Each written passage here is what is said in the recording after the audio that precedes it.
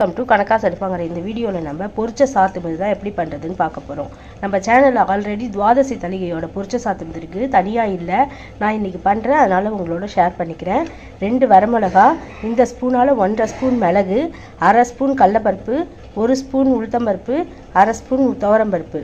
இது பச்சையாக ஜீரகம் போட்டுக்கணும்.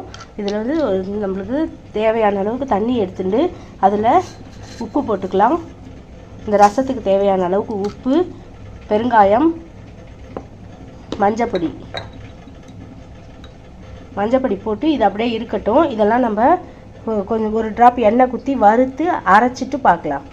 இப்போது ஒரு வானல் அடுப்பில் போட்டுருக்கேன், எண்ணெயும் குத்தின்னு இருக்கேன். அது காஞ்சிடுத்து. இப்போ எல்லாத்தையும் நம்ம அதில் சேர்த்துக்கலாம். இது நல்லா செவக்க வறுப்படட்டும். இதுக்கு வந்து ஒரு 3 ஸ்பூன் அளவுக்கு துவரம்பருப்பு எடுத்து நான் வேக வச்சு எடுத்து வச்சுருக்கேன். துவரம்பருப்பில் தான் போடணும், தக்காளி எல்லாம் கிடையாது, இதுக்கு புளி கிடையாது. இதை மட்டும் அரைச்சி அந்த பருப்பு ஜலத்தில் பண்ணணும். இப்போ இது செவக்கட்டும். செவந்தவுடனே ஆறினதும் அரைச்சிட்டு பார்க்கலாம். இது நல்லா செவந்துடுச்சு. இப்போ நம்ம ஸ்டவ்வை சுவிட்ச் ஆஃப் பண்ணிக்கலாம்.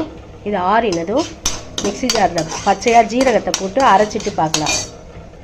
ஒரு மிக்ஸி ஜாரில் 1 ஸ்பூன் அளவுக்கு ஜீரகம் போட்டுக்கலாம். இந்த சாத்துமத்துக்கு பச்சையாக தான் போட்டு அரைக்கணும். போட்டுன்ட்டு இப்போ நம்ம வறுப்பட்டதெல்லாம் ஆறி எடுத்து அதையும் இதில் போட்டு அரைச்சிக்கலாம். இப்போது வறுத்ததெல்லாம் இதில் போட்டுன்ட்டோம், நம்ம அரைச்சிட்டு பார்க்கலாம்.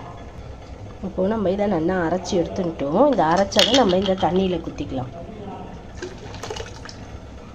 இதை குத்தி நம்ம கொதிக்க வைக்கலாம்.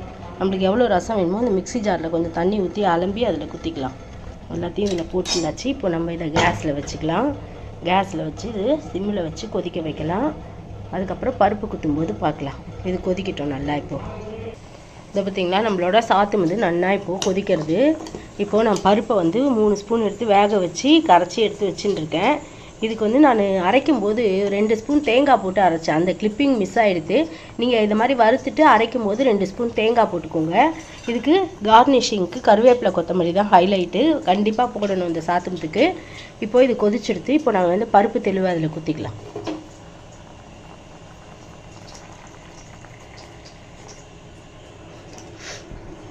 பருப்பு தெளிவு குத்தி நம்மளுக்கு சாத்துமது எவ்வளோ வேணுமோ அந்த அளவுக்கு நம்ம விழாவிக்கலாம். இந்த அளவுக்கு தண்ணி குத்திருக்கேன். இது அப்படியே நுரைச்சி வரட்டும், பார்க்கலாம். இதை பார்த்திங்களா, இந்த மாதிரி நுரைச்சி வந்துடுது. இந்த மாதிரி நுரைச்சி வந்தால் போதும். 2 கருவேப்பிலை இப்போ போட்டுக்கிறேன். தாளிக்கும் போது 2 நெய்யில் போட்டு தாளித்தோன்னா நல்லாயிருக்கும். இப்போது தாளிக்கிறதுக்கு ஒரு பேன் அடுப்பில் போட்டுருக்கேன், அது காஞ்சின்னு இருக்கு.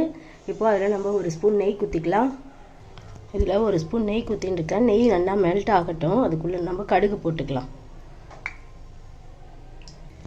இப்போது நெய் நல்லா காஞ்சிட்டு அதில் 1 ஸ்பூன் கடுகு, 1 ஸ்பூன் சீரகம் போட்டுக்கலாம்.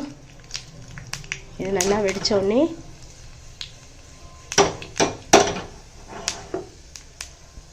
நல்லா வெடிக்கட்டும். அது இப்போ நல்லா வெடிச்சிடுது. இதில் நம்ம இந்த கருவேப்பிலை எடுத்து வச்சுருக்கிறத போட்டுக்கலாம்.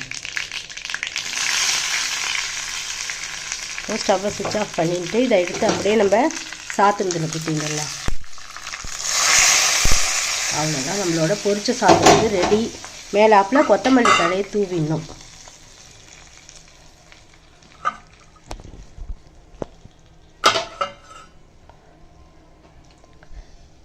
அவ்வளோதான், நம்மளோட பொரிச்ச சாத்துமதி ரெடி. நீங்களும் இந்த மாதிரி ட்ரை பண்ணி பார்த்தது இல்லைன்னா ட்ரை பண்ணி பாருங்கள். எப்படி இருக்குன்னு கமெண்ட் சொல்லுங்கள். தேங்க்ஸ் ஃபார் வாட்சிங். Bye friends.